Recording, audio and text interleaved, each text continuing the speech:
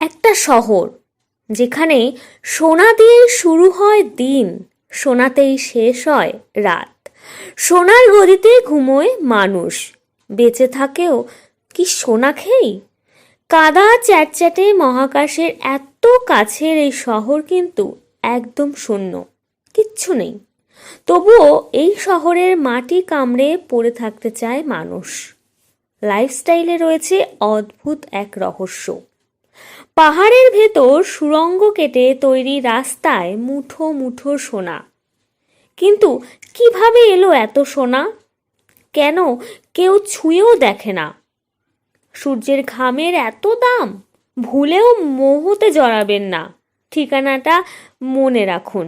মহাকাশের সবচেয়ে কাছের পৃথিবীর সর্বোচ্চ শহর, সোনালি আভায় মোড়ানো লা রিনকনাডো। পুরো শহরটাই যেন মেঘের উপর ভাসছে। কিন্তু এই রোমাঞ্চকর শহরে টিকে থাকা ভাবনার খুব কঠিন। তারপরেও লা রিনকোনাডার ম্যাগনেটিক পাওয়ার মানুষকে টেনে নেয় নিজের কাছে। এই শহরের হাজার হাজার মানুষ মাটি খুঁড়েই পায় বেঁচে থাকার রসদ, সাজানো সোনার ভাণ্ডার। বাকি কিছুই নেই এই শহরে। এখানের অক্সিজেন খুব কম, প্রচণ্ড ঠান্ডা আবহাওয়া, হিমাঙ্কের কয়েক ডিগ্রি নিচে তাপমাত্রা, চারিদিকে ধূসর পাথর আর সাদা বরফ। সবুজের লেশ মাত্র নেই, এমনকি নেই খাবার মতো বিশুদ্ধ জল সরবরাহ ব্যবস্থা, নেই পয় নিষ্কাশন ব্যবস্থা। পুরো শহরে নেই কোনো পাবলিক টয়লেট। ওখানকার বেশিরভাগ বাসিন্দা যে লেক থেকে জল নেয় সেটাও দূষিত। এই শহরের জলে ভেসে বেড়াচ্ছে পারদের মতন ক্ষতিকর ধাতু। বৃষ্টিও নিতান্ত কম হয় না, কাদায় মাখামাখি। এমন অস্বাস্থ্যকর জায়গায় শ্রমিকরা প্রায় শ্বাসকষ্ট আর ডায়রিয়ায় ভোগে। উচ্চতাজনিত সমস্যা, মাথা ব্যথা, মাথা ঘোরা, বমি বমি ভাব, অনিদ্রা, মানসিক অবসাদ নিত্যসঙ্গী। কিন্তু তারপরেও পেরু বলিভিয়ার সীমান্তের একদম কাছেই এই শহরে প্রতিকূল পরিবেশে এত এত মানুষ থাকে। সংখ্যাটা প্রায় 50,000। ভেবে দেখুন, যেখানে একটা হোটেল নেই, রেস্তোরাঁ নেই, শপিং মল নেই, হাসপাতাল, school, bus stop, rail station কিছুই নেই। শুধু তুষার ভূমি জুড়ে গড়িয়ে উঠেছে ছোট ছোট ঘরের পর ঘর।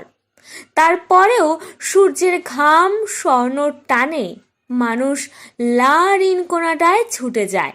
এখানে সবকিছুই আবর্তিত হয় সোনাকে ঘিরে।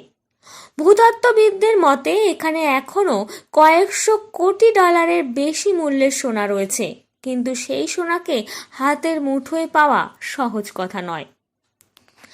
এটা ঠিক যে এখানে অসংখ্য ছোট বড় সোনার খনি রয়েছে, যেমন পাহাড়ের গা থেকে কিংবা মাটি খুঁড়ে আকরিক সংগ্রহ করা হয়, তেমনি সুড়ঙ্গ কেটে পাহাড়ের ভিতরে ঢুকে সেখান থেকেও আকরিক সংগ্রহ করা হয়, যাকে বলা হয় হার্ড রক মাইনিং। তবে যে সোনার জন্য এত এত শ্রমিক ওখানে জড়ো হয়েছে সেটাও কিন্তু শহরে নয়, পাশের এক পর্বতে। সেখানে পৌঁছতে শ্রমিকরা তাদের বাড়ি থেকে বেরিয়ে সরু একটা পথ দিয়ে হেঁটে 1 কিলোমিটারের মতো পাড়ি দেয়। ওই খনি থেকে বছরে $100 বেশি ধাতু উত্তোলিত হয়, এর মধ্যে থাকে সোনাও। এখানে স্বর্ণের সন্ধানে যুগের পর যুগ ধরে পাহাড়ের ভেতরে সুড়ঙ্গ কাটা হয়েছে। খনির ভেতর হাঁসফাঁস গরম, ডিনামাইট বিস্ফোরণের ধুলো, কখনো বিষাক্ত গ্যাস আর খুব কম আলো। তার মাঝেই শ্রমিকরা এখানে কাজ করে যাচ্ছে। তবে এই শ্রমিকদের পারিশ্রমিক দেওয়া হয় স্প্যানিশ আমলে চালু হওয়া কাচরীয় পদ্ধতিতে।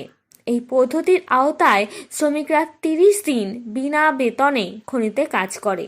31তম দিনে তাদেরকে 4 ঘন্টা বা তার কিছু বেশি সময়ের একটা সুযোগ দেওয়া হয়।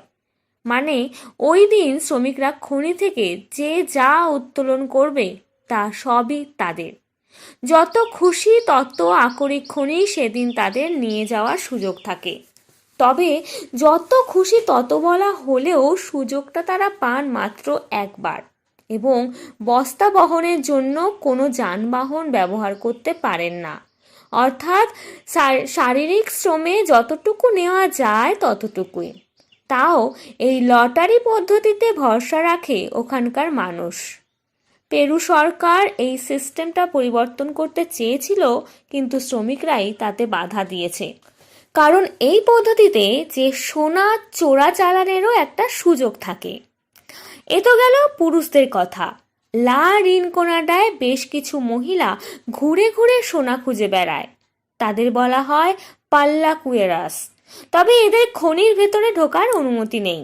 ওখানকার বিশ্বাস, মেয়েরা খনিতে ঢুকলে অমঙ্গল হয়।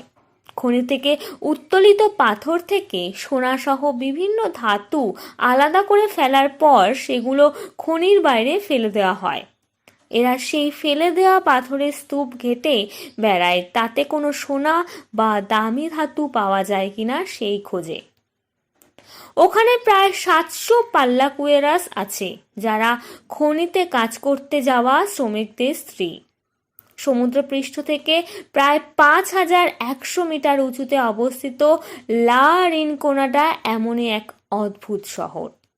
এরকমই আরও অদ্ভুত তথ্য জানতে অবশ্যই এই চ্যানেলটিকে সাবস্ক্রাইব করুন, এবং আজকের ভিডিওটি যদি ভালো লেগে থাকে তাহলে অবশ্যই আপনার গুরুত্বপূর্ণ মতামত কমেন্ট করে জানান। ধন্যবাদ।